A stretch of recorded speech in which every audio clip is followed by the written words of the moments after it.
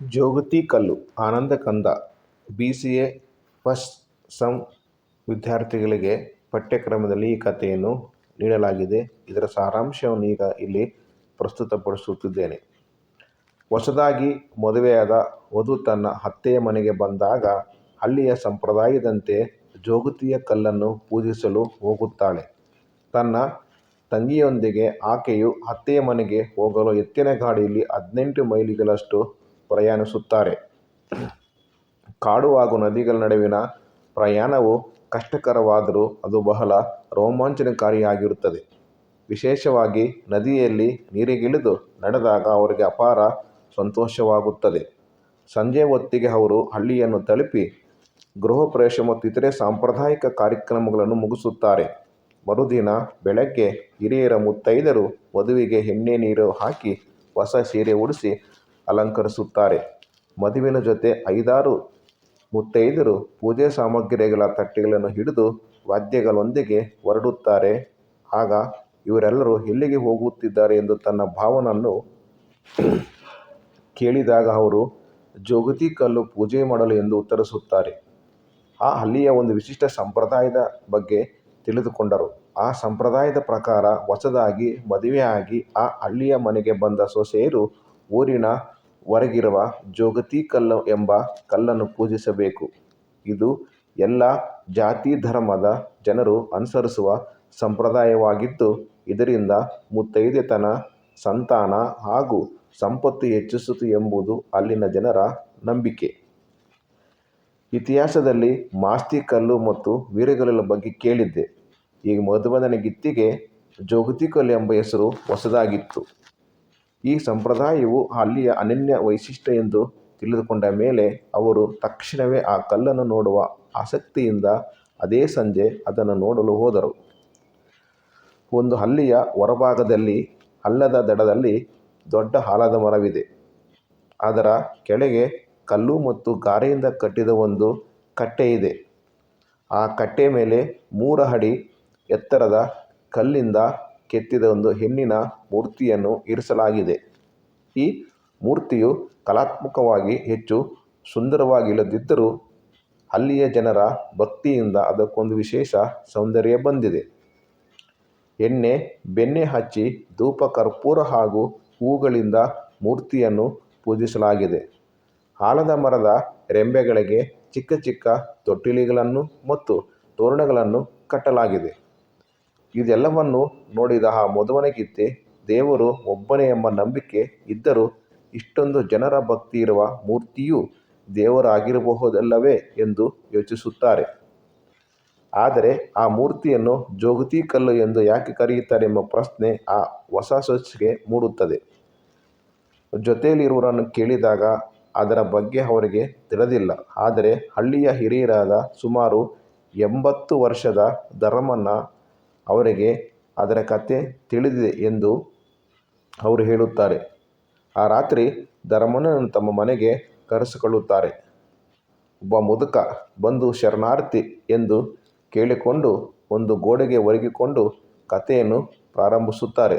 ನನ್ನ ಮೈದುನ ಆ ಮುದುಕನನ್ನು ಧರ್ಮಣ್ಣ ಎಂದು ಸಂಬೋಧಿಸಿ ಜೋಗತಿ ಕಲ್ಲಿನ ಕಥೆ ಪ್ರಾರಂಭಿಸುತ್ತಾರೆ. ಧರ್ಮಣ್ಣ ಈ ಕಥೆಯನ್ನು ಹೇಳಲು ನಿರಾಕರಿಸುತ್ತಾ ಆ ದಿನಗಳು ಕಳೆದೋಗಿವೆ ಮತ್ತು ಜೋಗತಿ ಕಲ್ಲಿನ ಮಹತ್ವ ಅಪಾರ ಎಂದು ಹೇಳುತ್ತಾನೆ. ಆದರೂ ನಾನು ಕಥೆಯನ್ನು ಕೇಳಲು ಉತ್ಸುಕನಾಗಿದ್ದೇನೆ. ಧರ್ಮಣ್ಣ ಕಥೆಯನ್ನು ಪ್ರಾರಂಭಿಸಿ ಇದು 200 ವರ್ಷಗಳ ಹಿಂದಿನ ಕಥೆ ಎಂದು ಹೇಳುತ್ತಾನೆ. ಆಗ ಬ್ರಿಟಿಷ್ ಆಳ್ವಿಕೆ ಇರಲಿಲ್ಲ ಮತ್ತು ಪೇಶ್ವೆಗಳು ಪುಣೆ ಪಟ್ಟಣದಲ್ಲಿ ಆಳುತ್ತಿದ್ದರು. ಕಥೆಯಲ್ಲಿ ಕಾಡನಾಯಕ ಎಂಬೊಬ್ಬ ಪ್ರಬಲ ವ್ಯಕ್ತಿ ಆ ಹಳ್ಳಿಯ ಯಜಮಾನನಾಗಿದ್ದ. ಅವನನ್ನು ಜೋಡುಸುರುಗಿ ಬಂಟ ಎಂದು ಕರೆಯಲಾಗುತ್ತಿತ್ತು. ಪೇಶ್ವೆಯರು ಅವನಿಗೆ ಮುರುಗಿ, ಮುಂಡಾಸ ಮತ್ತು ಬಿಚ್ಚುಕತ್ತಿಯನ್ನು ನೀಡಿ ಗೌರವಿಸಿದ್ದರು ಮತ್ತು ಅವನು ಸೈನ್ಯವನ್ನು ಕಟ್ಟಿಕೊಂಡು ದಳವಾಯಿಯಾಗಿದ್ದ. ಕಾಡನಾಯಕ ಮಗ ಹೆಬ್ಬುಳ್ಳಿ ನಾಯಕ ಒಬ್ಬ ಮಹಾನ್ ಬೇಟೆಗಾರ, ಕುಸ್ತಿಪಟು ಮತ್ತು ಯೋಧ. ಅವನು ತನ್ನ ತಂದೆಯ ಸೈನ್ಯದಲ್ಲಿ ಪ್ರಮುಖ ಪಾತ್ರ ವಹಿಸಿದ್ದ ಮತ್ತು ಆಗಾಗ ಪೇಶ್ವೆಯ ಸೈನ್ಯದೊಂದಿಗೆ ಯುದ್ಧಗಳಿಗೆ ಹೋಗಿ ಬರುತ್ತಿದ್ದ. ಅದೇ ಸಮಯದಲ್ಲಿ ರೇಣವ್ವ ಎಂಬೊಬ್ಬ ಹಿರಿಯ ಜೋಗತಿ ಊರಿನಲ್ಲಿದ್ದಳು. ಅವಳು ಯಲ್ಲಮ್ಮ ಜಗಮವನ್ನು ಹೊತ್ತು ದೇಶ ವಿದೇಶಗಳನ್ನು ಸುತ್ತಿ ಬರುತ್ತಿದ್ದಳು. ಅವಳೊಂದಿಗೆ ಚೌಡಕಿ ಮತ್ತು ತಾಳಗಳನ್ನು ನುಡಿಸುವ 3-4 ಮಂದಿ ಜೋಗತಿಯರು ಇರುತ್ತಿದ್ದರು. ರೇಣವ್ವ ಹಾಡುಗಳ ಮೂಲಕ ಕತೆ ಹೇಳುತ್ತಿದ್ದಳು ಮತ್ತು ಅವಳ ಕತೆಗಳು ಇಡೀ ಪ್ರಪಂಚದಲ್ಲಿ ಪ್ರಸಿದ್ಧಿಯಾಗಿದ್ದವು. ಒಂದು ದಿನ ರೇಣವ್ವ ತನ್ನ ಪ್ರಯಾಣದಿಂದ ಹಿಂತಿರುಗುವಾಗ ತಂದೆ ತಾಯಿ ಇಲ್ಲದ ಒಂದು ಅನಾಥ ಹುಡುಗಿಯನ್ನು ತನ್ನೊಂದಿಗೆ ಕರೆದುಕೊಂಡು ಬಂದಳು.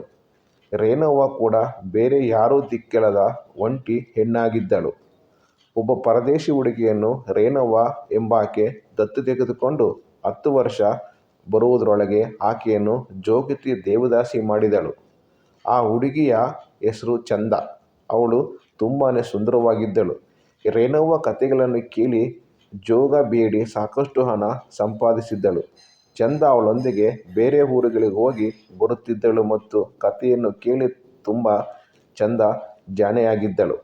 ದಿನಗಳ ಕಳೆದಂತೆ ಚಂದ ದೊಡ್ಡವಳಾದಳು. ಅವಳಿಗೆ ಮನೆಯಲ್ಲಿ ಉಂಡಲು ಊಟ ಯಾವುದೇ ಕೊರತೆವಿರಲಿಲ್ಲ ಮತ್ತು ಅವಳು ಶ್ರೀಮಂತರ ಮಗಳಂತೆ ಬೆಳೆದಳು. ಆದರೆ ಅವಳು ಜೋಗತಿಯಾಗಿದ್ದರಿಂದ ಊರಿನ ಹುಡುಗರೆಲ್ಲ ಆಕೆಯನ್ನು ಕೆಟ್ಟ ದೃಷ್ಟಿಯಿಂದ ನೋಡುತ್ತಿದ್ದರು. ಇದು ಚಂದಾಗೆ ತುಂಬ ನೋವುಂಟು ಮಾಡಿತು.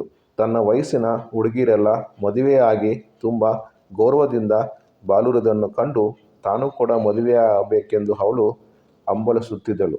ಆದರೆ ಜೋಗತಿಯಾಗಿದ್ದರಿಂದ ಅವಳನ್ನು ಬೇಲಿ ಇಲ್ಲದವಳ ಎಂದು ಜನರು ಕಡೆಗಣಿಸುತ್ತಿದ್ದರು. ಇದರಿಂದ ಅವಳು ನಿರಂತರವಾಗಿ ಕಣ್ಣೀರು ಹಾಕುತ್ತಿದ್ದಳು ಮತ್ತು ತನ್ನ ದುರದೃಷ್ಟಕ್ಕೆ ಬೇಸರ ವ್ಯಕ್ತಪಡಿಸುತ್ತಿದ್ದಳು. ಇದೇ ಸಮಯದಲ್ಲಿ 2ನೇ ಬಾರಿಗೆ ಯುದ್ಧಕ್ಕೆ ಹೋಗಿದ್ದ ಹೆಬ್ಬುಲಿ ನಾಯಕ ಎಂಬಾತ ಯುದ್ಧ ಗೆದ್ದು ಊರಿಗೆ ಹಿಂತಿರುಗಿದ. ಊರಿನವರಿಗೆಲ್ಲ ಅವನಿಗೆ ಭವ್ಯ ಸ್ವಾಗತ ನೀಡಿ ಕುದುರೆಯ ಮೇಲೆ ಮೆರವಣಿಗೆಯೊಂದಿಗೆ ಕರೆತಂದರು. ಈ ಮೆರವಣಿಗೆಯಲ್ಲಿ ಹೆಬ್ಬುಲಿ ನಾಯಕನು ನೋಡಿದ ಚಂದ ಅವನ ಸೌಂದರ್ಯಕ್ಕೆ ಮನಸೋತಳು. ಅವನನ್ನು ನೋಡಿದ ತಕ್ಷಣ ಆಕೆಯ ಮನಸ್ಸಿನಲ್ಲಿ ರೋಮಾಂಚನ ಉಂಟಾಯಿತು. ಹೆಬ್ಬುಲಿ ನಾಯಕ ಮೆರವಣಿಗೆಗೆ ಜೋಗತಿ ರೇಣವ್ವನ ಮನೆಗೆ ಮುಂದೆ ಬಂದಾಗ ಆಕೆಯ ಮಗಳು ಚಂದ ದೇವಿಯ ಕತ್ತಿನಿಂದ ಹೂವಿನ ಮಾಲೆಯನ್ನು ತೆಗೆದುಕೊಂಡು ಬಂದು ನಾಯಕನ ಹೆಗಲ ಮೇಲೆ ಹಾಕುತ್ತಾಳೆ. ಇದನ್ನು ನೋಡಿ ಹೆಬ್ಬುಲಿ ನಾಯಕ ಮೆರವಣಿಗೆಯನ್ನು ನಿಲ್ಲಿಸಿ ಅವಳನ್ನು ನೋಡುತ್ತಾ ನಿಲ್ಲುತ್ತಾನೆ. ಅವರಿಬ್ಬರು ಪರಸ್ಪರ ನೋಟದಲ್ಲಿ ತಲ್ಲೀನರಾಗಿ ಸುತ್ತಲಿರುವ ಜನರ ಬಗ್ಗೆ ಮರೆತು ಹೋಗುತ್ತಾರೆ. ಆಗ ಒಬ್ಬ ಸೇವಕ ಕುದುರೆಯನ್ನು ಮುಂದೆ ಕರೆದೊಯ್ದಾಗ ಹೆಬ್ಬುಲಿ ನಾಯಕ ಎಚ್ಚರಗೊಳ್ಳುತ್ತಾನೆ. ತನ್ನ ಹೆಗಲ ಮೇಲೆ ಇದ್ದ ಹೂವಿನ ಮಾಲೆಯನ್ನು ತೆಗೆದು ಕುತ್ತಿಗೆ ಹಾಕಿಕೊಳ್ಳುತ್ತಾನೆ. ಇದನ್ನು ನೋಡಿ ಸಂತೋಷಗೊಂಡ ಚಂದ ನಂತರ ಯಾವುದೇ ಯೋಚನೆ ಬಂತೋ ದುಃಖದಿಂದ ನಿಟ್ಟುಸಿರು ಬಿಟ್ಟು ಮನೆ ಒಳಗೆ ಹೋಗುತ್ತಾಳೆ. ಮರುದಿನ ಈ ಘಟನೆ ಊರಿನಲ್ಲಿ ದೊಡ್ಡ ಸುದ್ದಿಯಾಗುತ್ತದೆ. ಕೆಲವು ಚಂದ ಬಗ್ಗೆ ಗೌರವದಿಂದ ಮಾತಾಡುತ್ತಾರೆ ಮತ್ತು ಕೆಲವರು ಅವಳ ಬಗ್ಗೆ ಕೆಟ್ಟದಾಗಿ ಮಾತಾಡುತ್ತಾರೆ. ಆದರೆ ಈ ಘಟನೆ ಚಂದ ಮತ್ತು ಹೆಬ್ಬುಲಿ ನಾಯಕರಿಬ್ಬರ ಸ್ಥಿತಿ. ಕಾಡನಾಯಕನ ಮಗನಾದ ಹೆಬ್ಬುಲಿ ನಾಯಕ ಓದಿಲ್ಲ ಬರೆದಿಲ್ಲ. ಆದರೆ ಆತ ಒಬ್ಬ ಬಂಟ ಮತ್ತು ಬೇಟೆಗಾರ. ಅವನಿಗೆ ಸುಂದರ ಹೆಂಗಸನ್ನು ಆಳುವ ಆಸೆ. ಹೆಬ್ಬುಲಿ ನಾಯಕನ ಹೆಂಡತಿ ಹೆಸರು ಚೆಂಗಲವ್ವ. ಅವಳು ತುಂಬ ಸುಂದರಿ. ಆದರೆ ಅವಳು ಹೆಬ್ಬುಲಿ ನಾಯಕನನ್ನು ತಾನಾಗಿಯೇ ಸಂಪೂರ್ಣವಾಗಿ ಒಲಿಸಿಕೊಳ್ಳಲು ಪ್ರಯತ್ನಿಸುತ್ತಿದ್ದಳು. ಹೆಬ್ಬುಲಿ ನಾಯಕ ಚೆಂಗಲವ್ವನ ಜೊತೆ ಇರುವುದು ಇಷ್ಟವಾಗದೆ ಬೇರೆ ಹೆಣ್ಣಿನ ಹುಡುಕಾಟದಲ್ಲಿದ್ದ. ಆಗ ಆತನ ಕಣ್ಣಿಗೆ ಚಂದ ಎಂಬ ಸುಂದರಿ ಹುಡುಗಿ ಬಿದ್ದಳು. ಅವಳು ರೇಣವ್ವ ಎಂಬುವಳ ಮನೆಯಲ್ಲಿ ಇದ್ದಳು. ರೇಣವ್ವನಿಗೆ ಹೆಬ್ಬುಲಿ ನಾಯಕ ಆಸೆ ಅರ್ಥವಾಯಿತು. ಚಂದ ಕೂಡ ಹೆಬ್ಬುಲಿ ನಾಯಕನನ್ನು ಮನಸಾರೆ ಪೂಜಿಸುತ್ತಿದ್ದಳು. ಆದರೆ ಅವಳು ತನ್ನಿಬ್ಬರ ಮದುವೆ ಎಂದಿಗೂ ಆಗುವುದಿಲ್ಲ ಎಂದು ತಿಳಿದು ಅವನಿಂದ ದೂರ ಉಳಿಯಲು ಪ್ರಯತ್ನಿಸುತ್ತಿದ್ದಳು. ರೇಣವ್ವ ಬೇರೆ ಊರಿಗೆ ಹೋದಾಗ ಚಂದ ಮನೆಯಲ್ಲಿ ಒಬ್ಬಳೇ ಇದ್ದಳು. ಆ ರಾತ್ರಿ ಬಾಗಿಲು ಶಬ್ದವಾಗುತ್ತೆ. ಹೆಬ್ಬುಲಿ ನಾಯಕ ಬಂದಿರಬಹುದೆಂದು ಬಾಗಿಲು ತೆಗೆದಾಗ ಅಲ್ಲಿಗೆ ಬಂದಿರುವುದು ಹೆಬ್ಬುಲಿ ನಾಯಕನ ಹೆಂಡತಿ ಚೆಂಗಲವ್ವ. ಅವನ ಹೆಂಡತಿ ಚೆಂಗಲವ್ವ ಅವಳು ಚಂದಾಳನ್ನು ನೋಡಿ ಬೆಚ್ಚಿ ಬಿದ್ದಳು. ಆದರೆ ಚೆಂಗಲವ್ವ ಮಾತುಕತೆ ಇಲ್ಲದೆ ಚಂದಾಳ ಕೈ ಹಿಡಿದು ಒಳಗೆ ಕರೆದೊಯ್ದು ಅವಳ ಕಾಲಿಗೆ ಬಿದ್ದು ಅಳತೊಡಗಿದಳು. ಚಂದಾಗೆ ಏನೂ ಅರ್ಥವಾಗಲಿಲ್ಲ. ಚೆಂಗಲವ್ವ ಅಳುತ್ತಲೇ ತನ್ನನ್ನು ಕೊಲ್ಲುವುದಾಗಲಿ ಉಳಿಸುವುದಾಗಲಿ ಚಂದಾಳ ಕೈಯಲ್ಲಿದೆ ಎಂದು ಕೇಳಿಕೊಂಡಳು. ಇದಕ್ಕೆ ಚಂದ ಅವಳು ಯಾಕೆ ಹೀಗೆ ಮಾತನಾಡುತ್ತಿದ್ದಾಳೆ ಎಂದು ಕೇಳಿದಳು. ಆಗ ಚೆಂಗಲವ್ವ ತನ್ನ ನೋವನ್ನು ತೋಡಿಕೊಂಡಳು. ತಾನು ಗಂಡುಳ್ಳ ಗರ್ತಿಯಾಗಿದ್ದು ಗಂಡ ಬೇರೆ ಹೆಣ್ಣಿನ ಹಿಂದೆ ಹೋದರೆ ಆಗುವ ನೋವು ಚಂದಾಗೆ ಹೇಗೆ ತಿಳಿಯುತ್ತದೆ ಎಂದು ಕೇಳಿದಳು. ಚೆಂಗಲವ ತನ್ನ ಗಂಡಸರಿಗೆ ಹೆಂಗಸರ ನೋವು ಅರ್ಥವಾಗುವುದಿಲ್ಲ ಎಂದು ಕೇಳಿದಾಗ ಚಂದ ತಾನು ಹೆಂಗಸು ಎಂದು ವಾದಿಸುತ್ತಾಳೆ. ಆಗ ಚೆಂಗಲವ ಕೋಪದಿಂದ ಈ ಲೋಕದಲ್ಲಿರುವ ಎಲ್ಲ ಸವತಿಯರು ಹೆಂಗಸರೇ ಎಂದು ಹೇಳುತ್ತಾಳೆ. ಈ ಮಾತು ಕೇಳಿ ನೋವುಗೊಂಡ ಚಂದ ತನ್ನನ್ನು ಸವತಿ ಎಂದು ತಿಳಿಯದೆ ಅಕ್ಕ ತಂಗಿಯಂತೆ ಭಾವಿಸಲು ಚೆಂಗಲವಳನ್ನು ಕೇಳಿಕೊಳ್ಳುತ್ತಾಳೆ. ಆದರೆ ಅಕ್ಕ ತಂಗಿಯರು ಕೂಡ ಒಬ್ಬೊಬ್ಬರಿಗೆ ನೋವುಂಟು ಮಾಡುತ್ತಾರೆ ಎಂದು ಚೆಂಗಲವ ಹೇಳುತ್ತಾಳೆ. ಚಂದಳಿಗೆ ಏನು ಮಾಡಬೇಕೆಂದು ಕೇಳಿದಾಗ ಚೆಂಗಲವ ತನ್ನ ಬಾಳು ಹಾಳಾಗದಂತೆ ನೋಡಿಕೊಳ್ಳಲು ಕೇಳಿಕೊಳ್ಳುತ್ತಾಳೆ. ಹೆಬ್ಬುಳಿ ನಾಯಕ ಹುಚ್ಚು ಕಡಿಮೆಯಾಗಬೇಕಾದರೆ ಚಂದ ಊರನ್ನು ಬಿಟ್ಟು ಹೋಗಬೇಕೆಂದು ಕೇಳಿಕೊಳ್ಳುತ್ತಾಳೆ. ಚಂದ ತಾನು ಊರು ಬಿಟ್ಟು ಹೋದರೂ ಹೆಬ್ಬುಳಿ ನಾಯಕ ತನ್ನನ್ನು ಹುಡುಕಿಕೊಂಡು ಬರಬಹುದು ಎಂದು ಆತಂಕ ವ್ಯಕ್ತಪಡಿಸುತ್ತಾಳೆ. ಆಗ ಚೆಂಗಲವ ದುಃಖದಿಂದ ಹಾಗಾದರೆ ನಾನು ವಿಷ ಕುಡಿಸಿ ಸಾಯುತ್ತೇನೆ ಎಂದು ಕೇಳುತ್ತಾಳೆ. ಇದನ್ನು ಕೇಳಿ ಚಂದ ಅಳಬೇಡ, ನೀನು ಚಿಂತೆ ಬಿಟ್ಟು ಹೋಗು, ನಿನ್ನ ಬಾಳು ಚೆನ್ನಾಗಿರುವಂತೆ ನಾನು ಮಾಡುತ್ತೇನೆ ಎಂದು ವಚನ ಕೊಡುತ್ತಾಳೆ ಅಥವಾ ಮಾತು ಕೊಡುತ್ತಾಳೆ. ಚೆಂಗಲವನ ಚಂದಾಗ ಕೈಗೆ ಕೈ ಹಾಕಿಸಿ ಮಾತು ಕೊಡದು ಅವಳ ಕಾಲಿಗೆ ನಮಸ್ಕರಿಸಿ ಚೆಂಗಲವ ತನ್ನ ಮನೆಗೆ ಹಿಂತಿರುಗುತ್ತಾಳೆ. ಚೆಂಗಲವನ ಮಾತು ಕೇಳಿ ಚಂದಾಳಿಗೆ ಅವಳು ಬಂದ ಕಾರಣ ಅರ್ಥವಾಯಿತು. ನಿನ್ನ ಗಂಡನನ್ನು ನಾನು ಕಟ್ಟಿ ಹಾಕಿಲ್ಲ, ನಾನು ಅವರಿಗೆ ನಿನ್ನೊಡನೆ ಸುಖವಾಗಿ ಬಾಳುವಂತೆ ಎಚ್ಚರಿಕೆ ಕೊಡುತ್ತೇನೆ ಎಂದು ಸ್ಪಷ್ಟವಾಗಿ ಉತ್ತರಿಸಿದಳು. ಈ ನಡುವೆ ಹೆಬ್ಬುಳಿ ನಾಯಕ ಮತ್ತು ಅವನ ಹೆಂಡತಿ ಚೆಂಗಲವ ನಡುವೆ ಯಾವುದೇ ಮಾತುಕತೆ ಇರಲಿಲ್ಲ. ಚೆಂಗಲವನ ರಾತ್ರಿ ಹಗಲು ಕಣ್ಣೀರು ಸುರಿಸುತ್ತಿದ್ದಳು.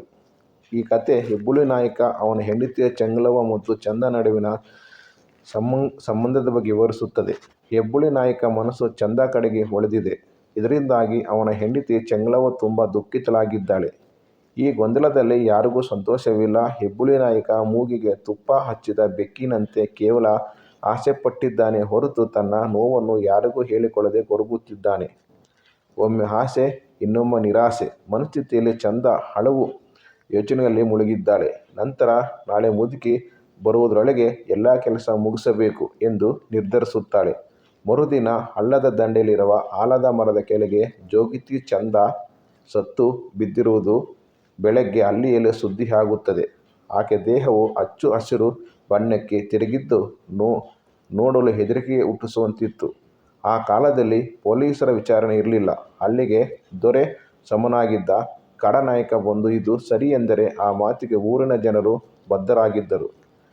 ಕಾಡನಾಯಕ ಹೆಬ್ಬುಳಿ ನಾಯಕ ದೂರದಿಂದಲೇ ಚಂದಾಳ ಹೆಣವನ್ನು ನೋಡಿದಾಗ ಆತ ಹೆದರಿ ಅಲ್ಲಿಂದ ಓಡಿ ಹೋಗುತ್ತಾನೆ. ಆದರೆ ನಾಯಕನ ಸೊಸೆ ಚೆಂಗಲವ ಅಲ್ಲಿಗೆ ಬಂದು ಒಂದು ಹನಿ ಕಣ್ಣೀರು ಸುರಿಸಿ ಹೆಣದ ಕಾಲಿಗೆ ನಮಸ್ಕರಿಸುತ್ತಾಳೆ. ಕುಂಕುಮ, ಅರಿಶಿಣ ಮತ್ತು ಹೂವಿನ ಮಾಲೆಯನ್ನು ಹಾಕಿ ಪೂಜೆ ಮಾಡುತ್ತಾಳೆ. ನಂತರ ಕಾಡನಾಯಕನ ಚೆಂಗಲವಳ ಹೇಳಿಕೆಯ ಮೇರೆಗೆ ಚಂದಾಳ ನೆನಪಿಗಾಗಿ ಆಕೆಯ ಹೆಣ ಬಿದ್ದಲ್ಲೇ ಒಂದು ಕಲ್ಲಿನ ಕಟ್ಟೆ ಕಟ್ಟಿ ಅದರ ಮೇಲೆ ಮೂರ್ತಿ ಪ್ರತಿಷ್ಠಾಪನೆ ಮಾಡಿಸುತ್ತಾರೆ. ಇದರಿಂದ ಸಂತೋಷಗೊಂಡ ಚೆಂಗಲವಳು ತನ್ನ ಕೈಬಿಟ್ಟು ಹೋಗಿದ್ದ ಗಂಡ ತಿರುಗಿ ಸಿಕ್ಕಿದ ಕಾರಣಕ್ಕೆ ವರ್ಷಕ್ಕೊಮ್ಮೆ ಆ ಮೂರ್ತಿಗೆ ಪೂಜೆ ನಡೆಸುತ್ತಾಳೆ. ಇದನ್ನು ನೋಡಿದ ಊರಿನ ಇತರ ಸೊಸೆಯರು ಕೂಡ ಅಲ್ಲಿಗೆ ಬಂದು ಪೂಜೆ ಮಾಡಲು ಪ್ರಾರಂಭಿಸುತ್ತಾರೆ. ಆ ನಂಬಿಕೆ ಮತ್ತು ಭಕ್ತಿಯು ಈಗಿನ ಕಾಲದಲ್ಲಿ ಸ್ವಲ್ಪ ಮಟ್ಟಿಗೆ ಮಾತ್ರ ಉಳಿದುಕೊಂಡಿದೆ. ಗ್ರಾಮೀಣ ಮುದುಕ ಧರ್ಮಣ್ಣ ವಿವರಿಸಿದ ಕಥೆಯಲ್ಲಿ ಮದುವೆಯಾಗಿ ಹೊಸದಾಗಿ ಮನೆಗೆ ಬರುವ ವಧು ಒಂದು ಕಲ್ಲಿಗೆ ಪೂಜೆ ಮಾಡಲು ಹೋಗಬೇಕು ಎಂದು ಹೇಳುತ್ತಾ ಇದನ್ನು ಜೋಗತಿ ಕಲ್ಲಿನ ಕಥೆ ಎಂದು ಬಣ್ಣಿಸುತ್ತಾನೆ. ಈ ಕಥೆಯ ಸಾರಾಂಶವೇನೆಂದರೆ, ಒಬ್ಬರ ಸಂತೋಷಕ್ಕಾಗಿ ಮತ್ತೊಬ್ಬರು ತಮ್ಮ ಪ್ರಾಣವನ್ನೇ ತ್ಯಾಗ ಮಾಡುವುದು. ಧರ್ಮಣ್ಣನ ಪ್ರಕಾರ ಹೀಗೆ ತ್ಯಾಗ ಮಾಡುವವರು ಕೇವಲ ಮನುಷ್ಯರಲ್ಲ, ಅವರು ದೇವತೆಯರಂತೆ. ಈ ಕಥೆಯನ್ನು ಕೇಳಿದಾಗ ಮದನಗಿತ್ತಿ ಇಂದು ನಿಜವಾದ ದೇವತೆ ಎಂದು ಅರಿವಾಗುತ್ತದೆ. ಒಂದು ದೇವತೆಯ ಅಸ್ತಿತ್ವವು ಮನುಷ್ಯರ ಈ ಪರಸ್ಪರ ತ್ಯಾಗ ಮತ್ತು ಮಾನವೀಯತೆಯ ಮೇಲೆ ನಿಂತಿದೆ ಎಂಬುದು ಈ ಕಲ್ಲಿನ ಕಥೆ ಸ್ಪಷ್ಟಪಡಿಸುತ್ತೆ. ಒಬ್ಬರ ಜೀವನವನ್ನು ಸುಂದರಗೊಳಿಸಲು ಮತ್ತೊಬ್ಬರ ತ್ಯಾಗವು ಎಷ್ಟು ಮಹತ್ವಪೂರ್ಣವಾಗಿದೆ ಎಂಬುದನ್ನು ತೋರಿಸುತ್ತದೆ ಈ ಜೋಗತಿ ಕಲ್ಲು.